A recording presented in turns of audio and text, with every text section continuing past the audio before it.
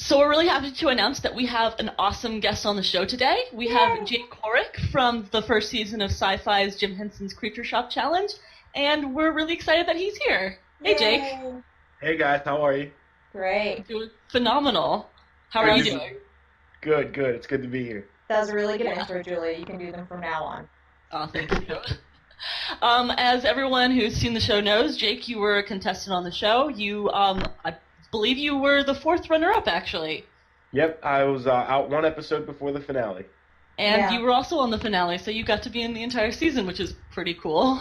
Yeah, I got to help my friend Ben make some really cool stuff. He was in the final three, and I was on his team, so that was a really cool opportunity to kind of bring everyone back and let everyone get that one last chance to show their work. Yeah, I love that. I love that they did that because I don't really watch reality TV all that much. Me neither. Competition shows. That's my brother's thing. It's not mine. He was really excited about it. I was like, okay, well, I do want to watch this. But that doesn't happen usually. You don't, really bring back all the other people and get to do like a team effort. That whole series very much seemed like a team effort, which I really liked. Yeah, definitely.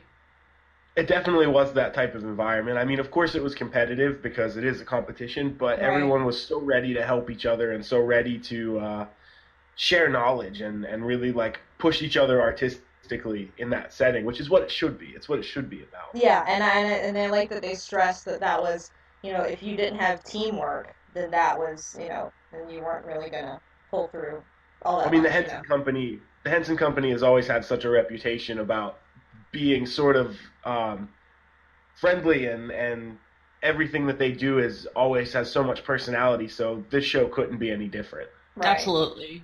Oh, that's so awesome. Well, I guess we can just delve into some questions then, if I can find them. Jake, just you personally, how did you start, building creatures and puppets, and how did you yourself kind of get into this career profession, I guess?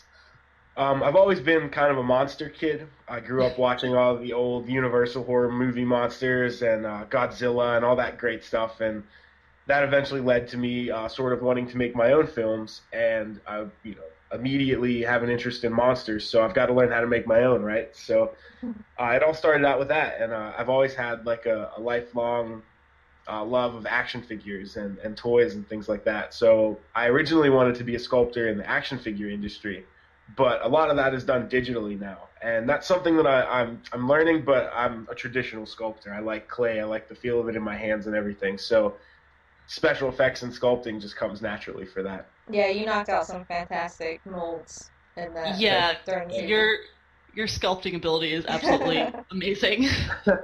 Thank you. It's taken a long time and a lot of practice. I bet, yeah.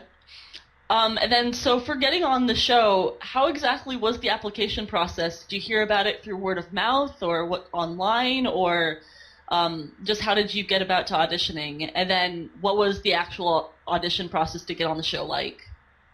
The application process is pretty intensive in every step of the way. I heard about it online. I saw a flyer that was actually for an untitled creature show. Wow. And I sent in for that, having no clue that it was associated with Henson whatsoever. And when I found, I got through all the different stages and all the different interviews and all that stuff, and I finally found out, this is the show that's going to take place at the Jim Henson Creature Shop. And that was immediately a push for me to get there even more. So, you didn't go to one of the auditions and the Brian was just sitting there and just, all the color drains from your face? It was kept so under wraps until we were allowed to know. That's awesome. That's pretty cool. Yeah, because, if they let it be known too soon, it could probably get a little hectic, I would think. Yeah. Absolutely. So and then what was the audition? Sorry, we were asking the same question at the same time. What did you actually have to do for the audition? There was a lot of intensive interviews with different people and everything, and just a lot of proving that you can do this kind of work and proving that your skill set is up to par with what the show is going to demand without giving away too much of what the show actually is and what the show is going to entail. So it was definitely intensive and definitely exhausting to do the whole process, but it's so worth it in the end when you find out, you get the call, hey, I'm going to be on the show. I was picked one of 10 out of thousands of people that have applied. Wow. So Yeah. all that work is absolutely worth it when you find out that you get to go. Definitely. Yeah, especially when you end up being, the last of the four. That must be crazy.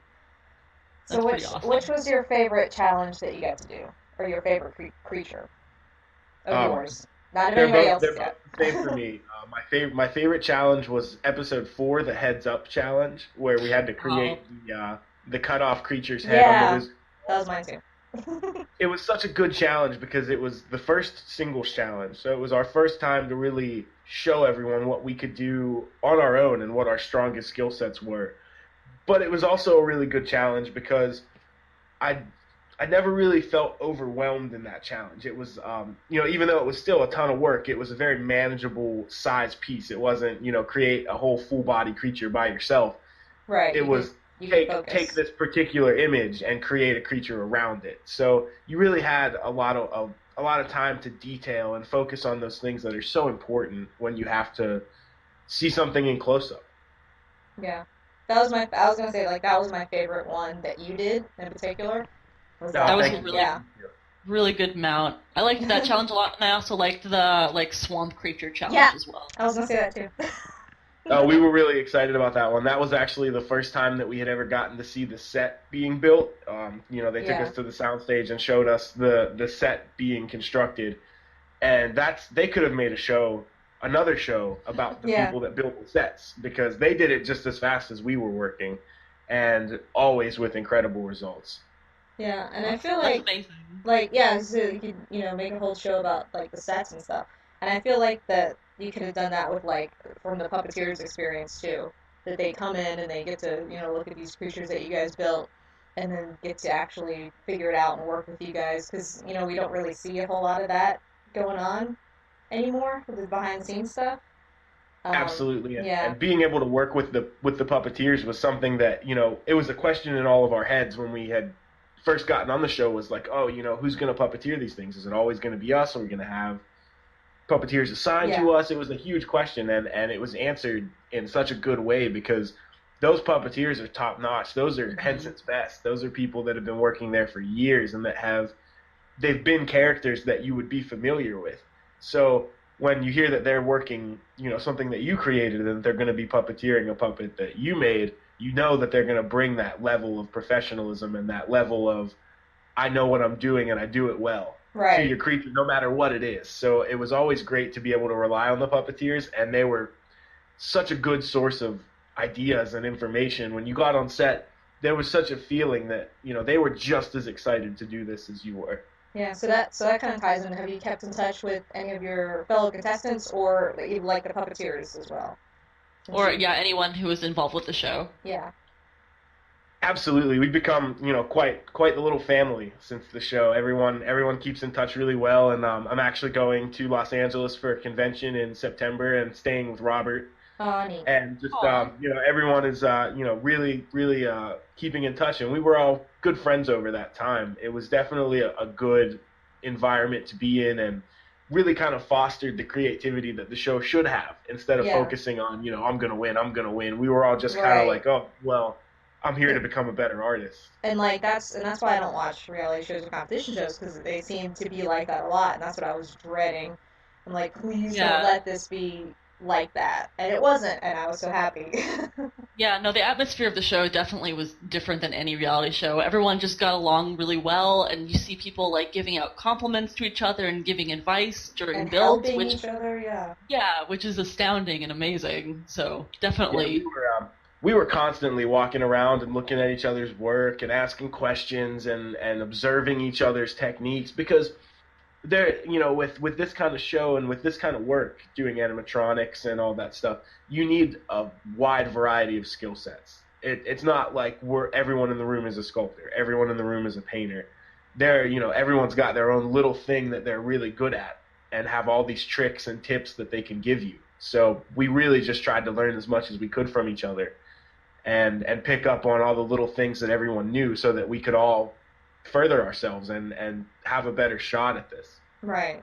And I know, and I liked when that was like always really one of my favorite parts is when just, somebody would wander over to somebody else's work and be like, oh, that's really neat, and just be really impressed with the other person.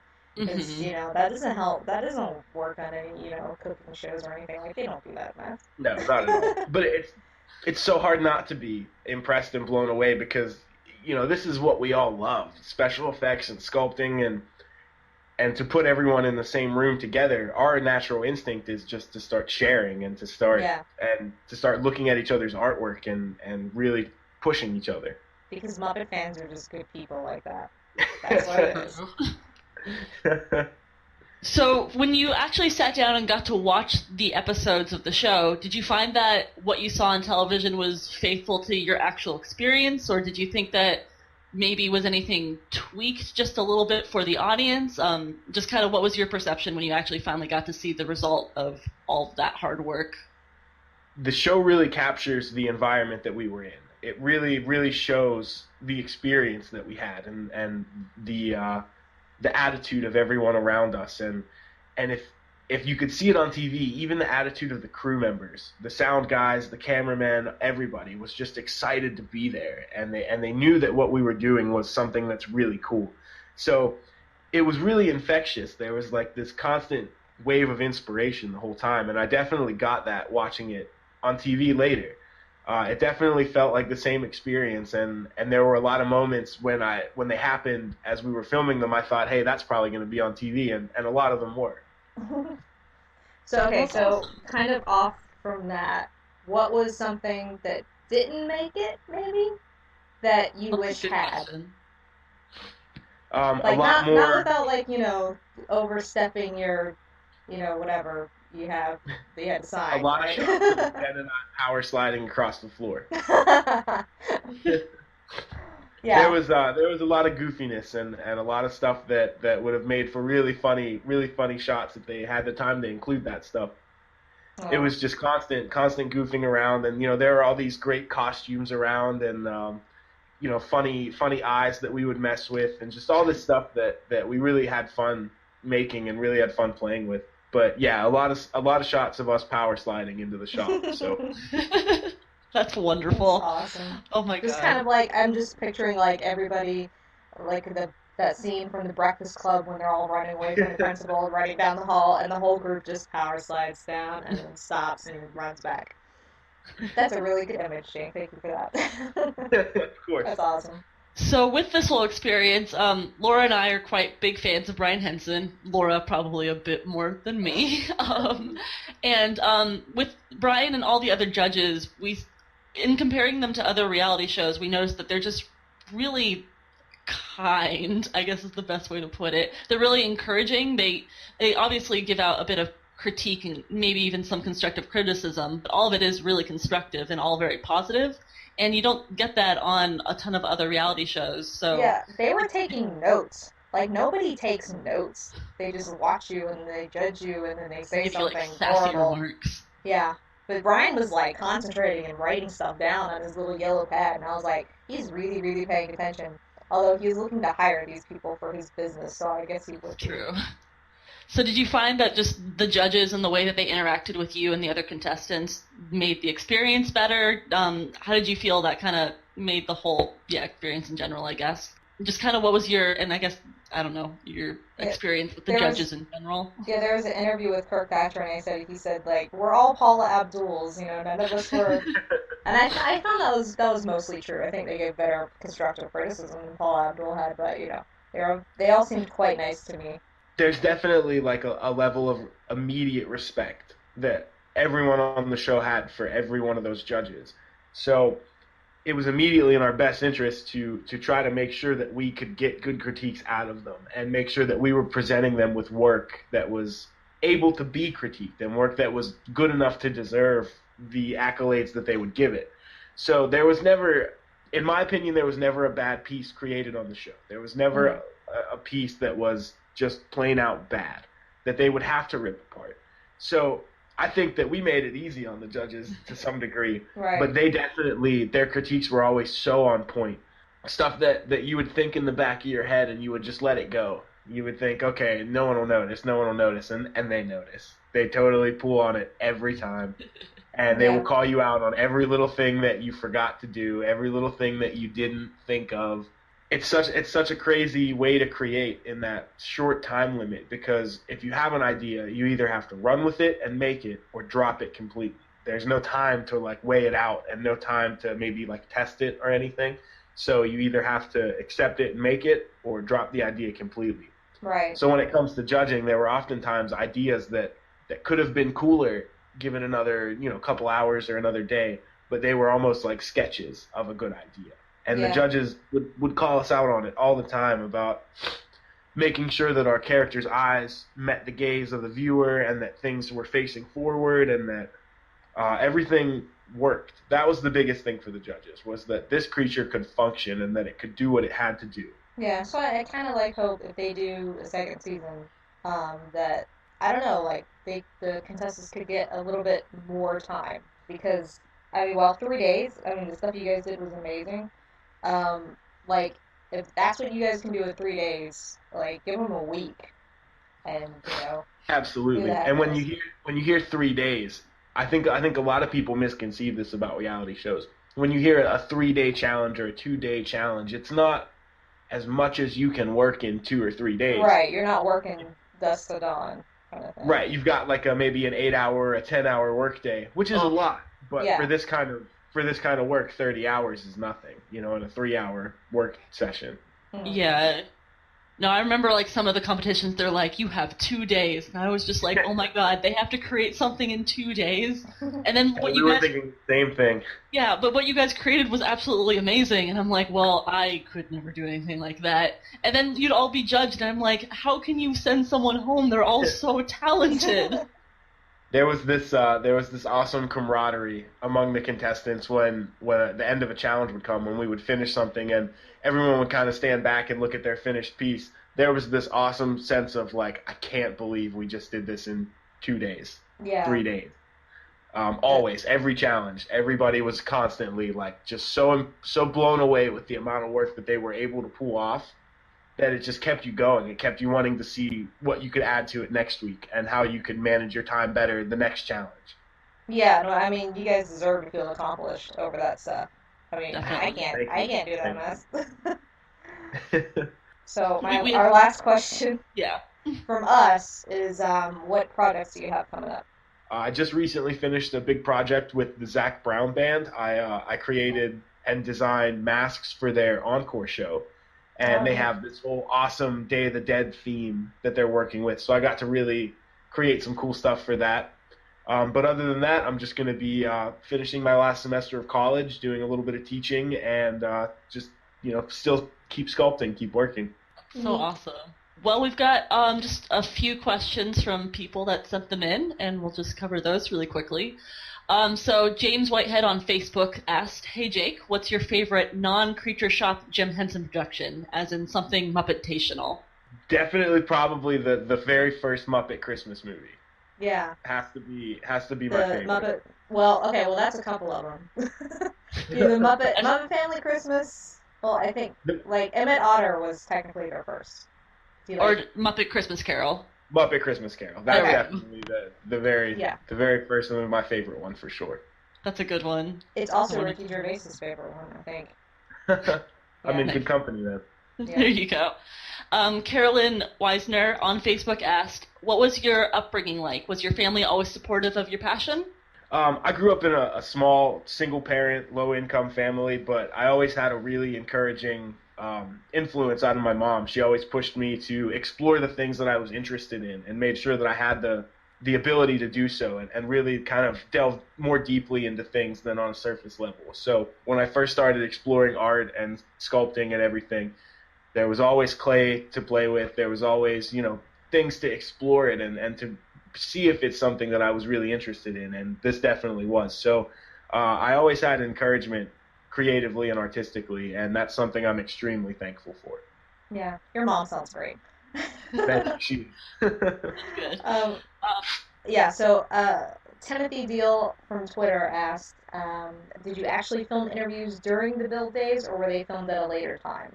I'm not totally sure how much I can talk about that, but I will say there was we did an interview every day, Yeah. and then we had an entire day that was just interview. Everyone did one kind of bigger, long recap interview. Yeah. That makes sense. You can kind of tell, because especially if you were wearing the same clothes that you're wearing when you're building. And Absolutely, sometimes you yeah. weren't, and you can There are kind of some tell. secrets to it. Yeah. That's fair enough. I think that's kind of how it goes with most reality shows, where Yeah, they'll it's sort of a general formula as to when can we get these guys out of the shop and not interrupt their process. Right. exactly, because I mean, you can't be being interviewed all day when you're supposed to be building, because then that takes up so much time. Right. Sometimes it's a much needed break, though. That's a good point. Very true. Okay. Awesome. Well, you want one last question? Okay, Or- yeah. And again from Twitter, Muppet Fan Problems asked, Tina copped a lot of criticism online in the first 2 weeks. Having been there, do you think she was portrayed poorly on TV?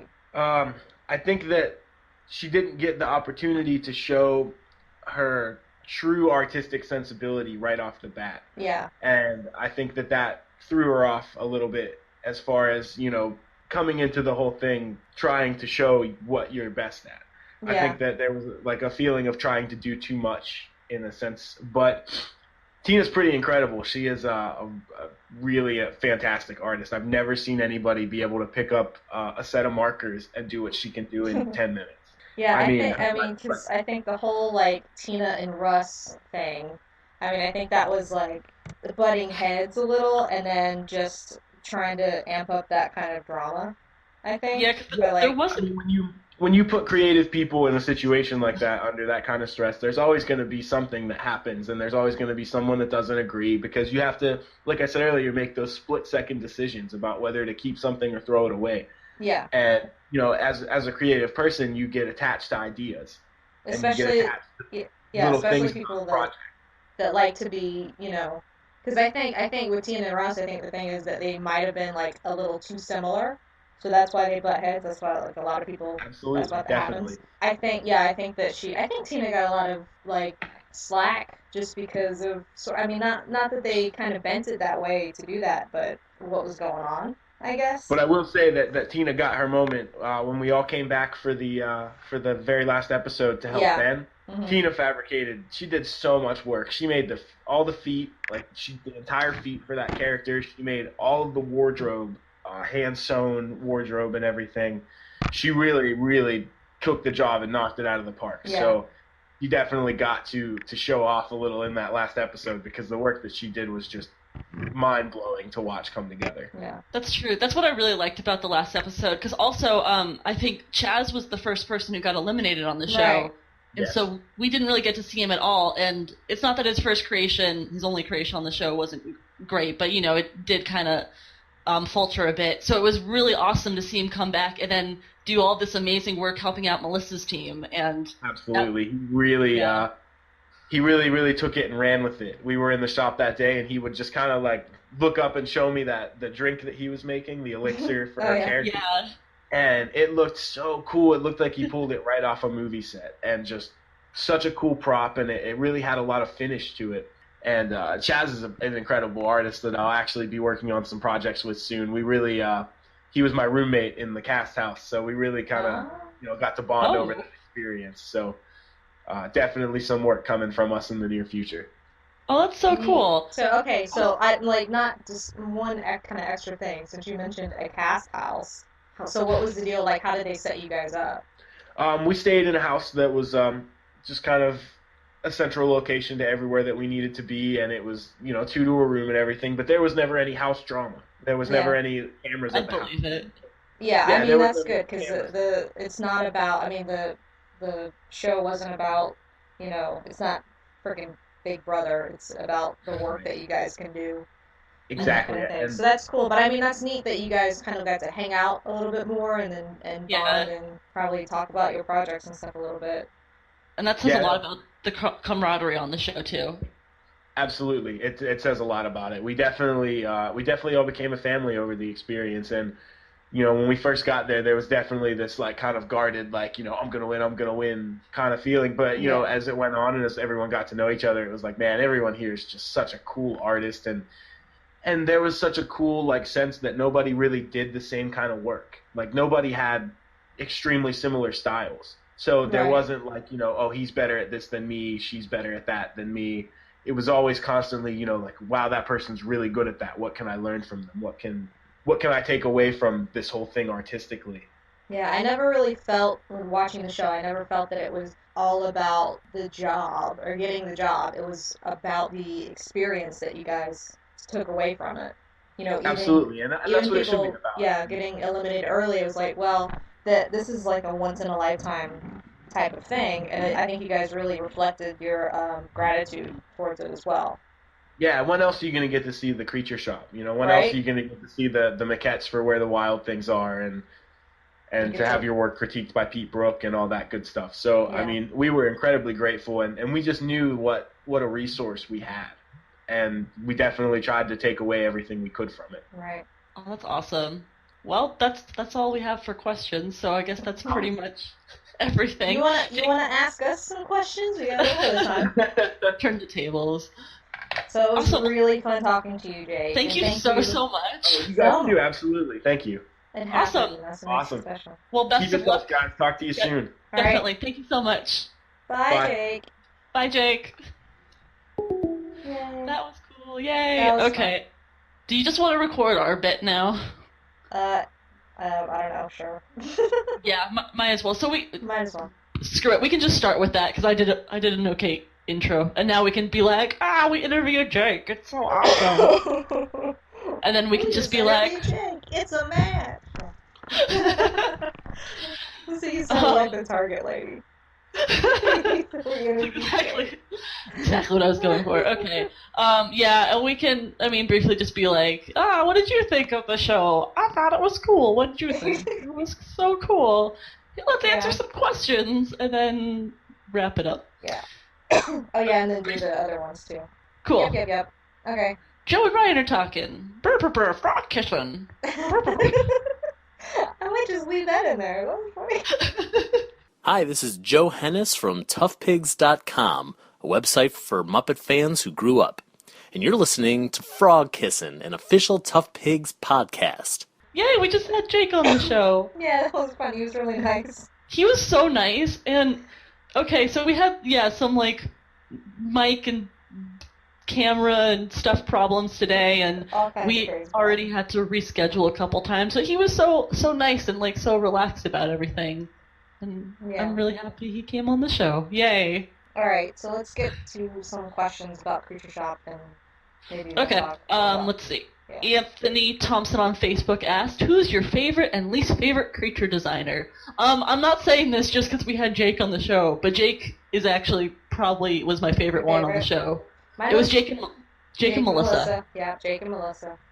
Those were Yeah. the two I was pretty much rooting for from day one. Like, Melissa, I think, out of everybody, like, I personally think she grew the most. You saw so much growth throughout the entire series. Yeah. And just from, like, episode 1, Jake was a really, relaxed, like, really, like, nice guy, so, I don't know. And he also looks a lot like my friend Jeffrey from college, so I was gonna say he's got like a friendly Seth Rogen quality.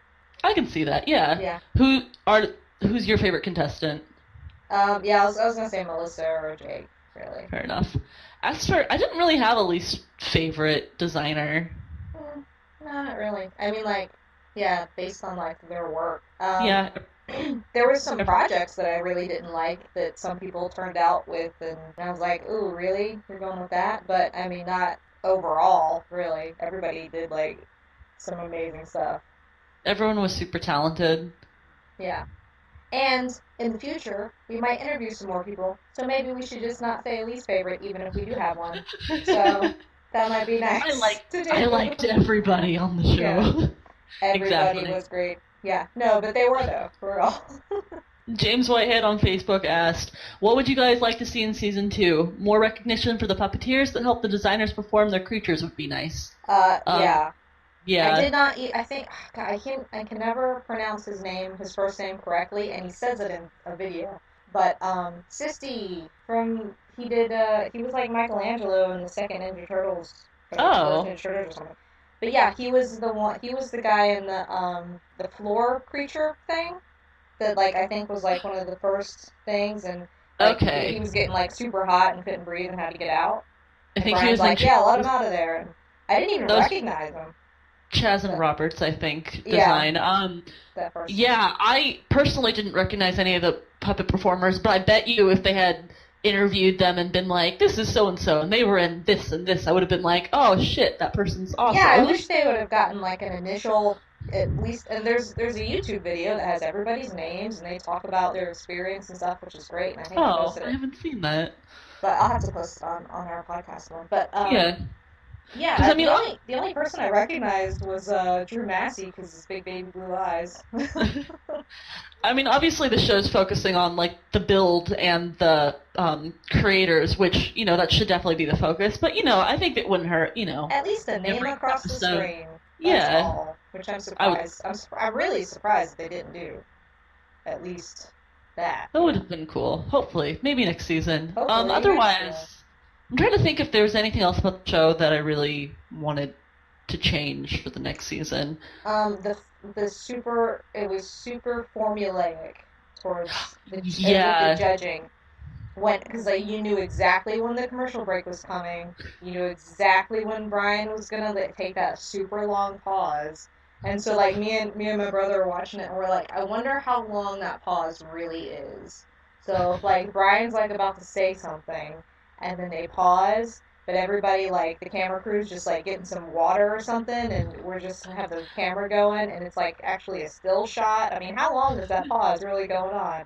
They that's just throw fair. stuff in between. Yeah. Well, because I wrote the review for Creature Shop Challenge for Tough Right. Pig, Because I did. and I filled in.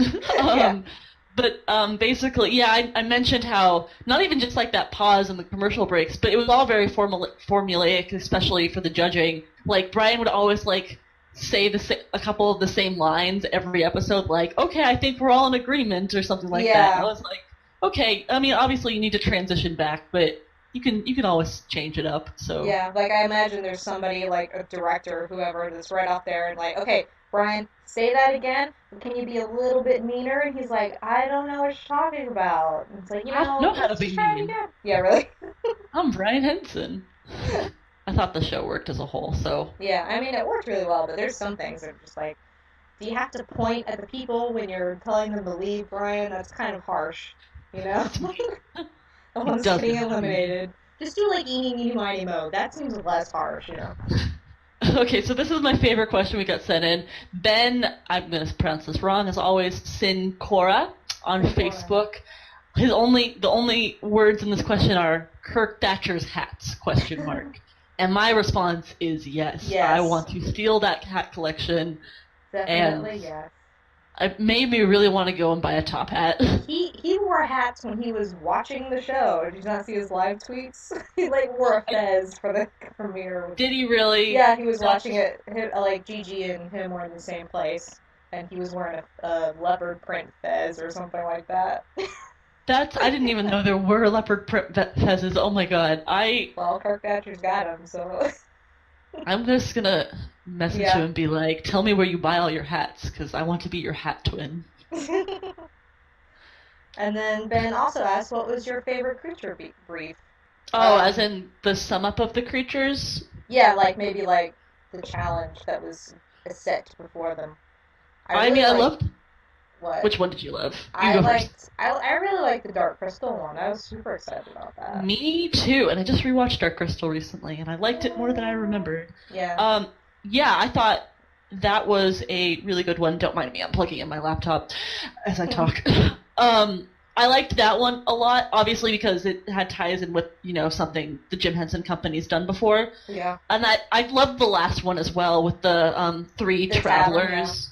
Yeah, that Um, was really good. And I really liked that because it was super like creative, and that was where for the first time the creatures actually got to really interact with each other. Yeah, Which we same. didn't- You which got we to didn't see really them. see before. Before it was like even with the swamp thing, they were all in one set, or the head mount one, they were all in one set, but they didn't interact. They were just kind of No, like yeah, they interacted with here's Donald each one. Faison. yeah, or But I mean, like still in the same place, they were kind of on their own. But then with the last one, they got to really interact, and you got to see like some good interaction acting. That's true. With the puppeteers and everything, yeah. Same. What's the next question? Yeah. Well, that's all for questions about Jim Henson Creature Shop Challenge. Oh, okay. Well, I guess we can answer a few off-topic questions as usual. Yeah. So Ben, a different Ben, I guess, maybe, from Tumblr, says, why do you have a strange obsession for Steve Whitmire? And my question to you, Ben, is why don't you? That's my answers. I have 2 answers. Number 1, voice. Number 2, hair. And number 3, face. And number 4, hair. Yeah, number 4, Steve. And Steve. Number 5, Steve. In general. I don't know. He's a really sweet guy also, and he's just really talented, and I'm gonna stop there. Yeah, I told you I was gonna keep it short, and I did, and you're the one that's about to go off on the... I'm rambly. Okay, we'll move on. Penn Draken from Tumblr asked, should I be worried that I can no longer do impressions except Constantine?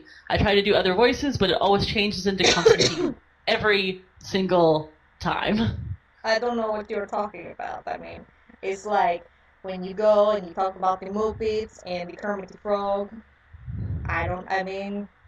That just happens naturally. You sound very natural. You sound more like Tina Fey than Constantine. Yeah, probably. That's okay. I can't do either of them. Yeah, I just do that I do that at work now. I'm just, hey, everybody. Muppet. Kermit the Frog. Yeah. I love him. I also love guy with glasses. I love Constantine's impressions of other people. Have you seen that interview where he's doing impressions of Kermit and the host and then Ricky Gervais? He's like, I'm Ricky Gervais. I don't believe in anything. I believe in nothing.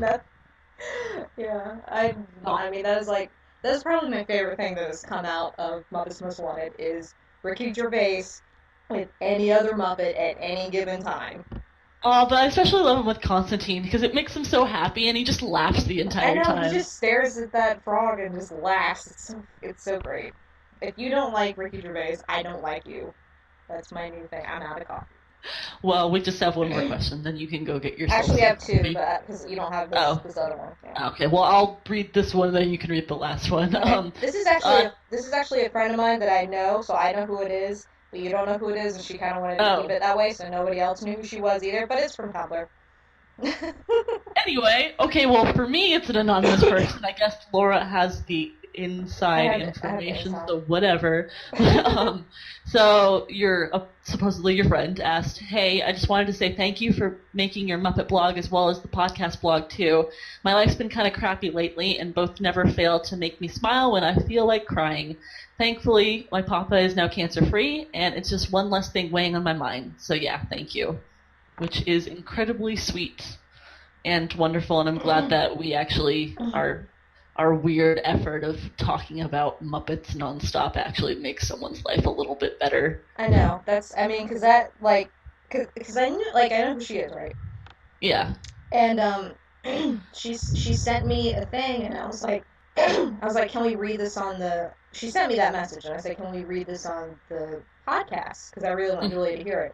And she was like, yeah, but just, make sure it's anonymous. I don't want my name attached to it or anything. So, but I mean, that was really amazing.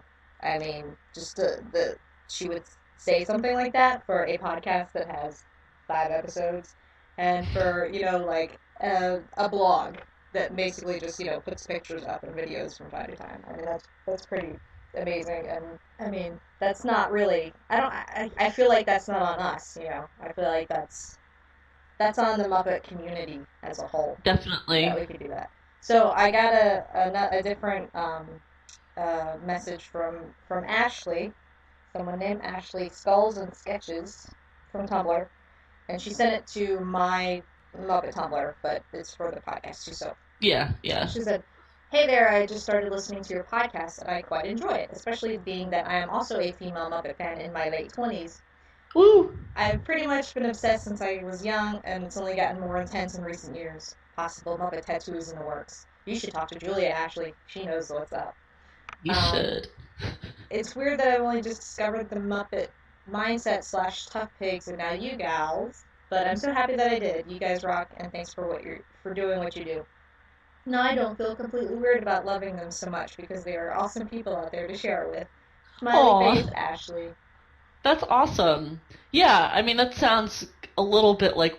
I mean, I guess I kind of fell away from the Muppets a bit when I was in my teens, but, Yeah. I came back to them when I was 20, Yeah. and came back with a force to be reckoned, pretty I think much. that I think that really happened. Like that's something that a lot of people did, where they kind Yeah, of like in their teens they like probably still watched it and whatever, but they weren't obsessed or into it. anything. And then the internet happens, and then you know Yeah. Well, awesome and sites like Tuck Pigs and Muppet Central, Muppet Mindset are around that we can have that community experience now. And it's true. I was just talking to some friends, some of my people that I actually see in real life about the Muppet community online and how that's kind of the great thing about the internet because Yeah. I don't know anyone in person who is as obsessed with the Muppets as I am. So it's great that you're able to just go online and at the click of a button, you've got access to dozens upon dozens of people who share the same interests as you. And I mean, the Muppet community is just wonderful. Everyone in it is really kind, and they're all really smart and funny. And We're just nice and we share stuff and it's I awesome. know everyone. It's so I don't know. It's wonderful. I'm glad for Tough Pigs and everybody. And everybody. God blesses everyone. Cue sappy Muppet Christmas Carol music, which is Jake's favorite. Yay! Yay! And that's the secret of frog kissing. And you can do it too if you just listen. Just slow down, turn around, bend down and kiss you a frog.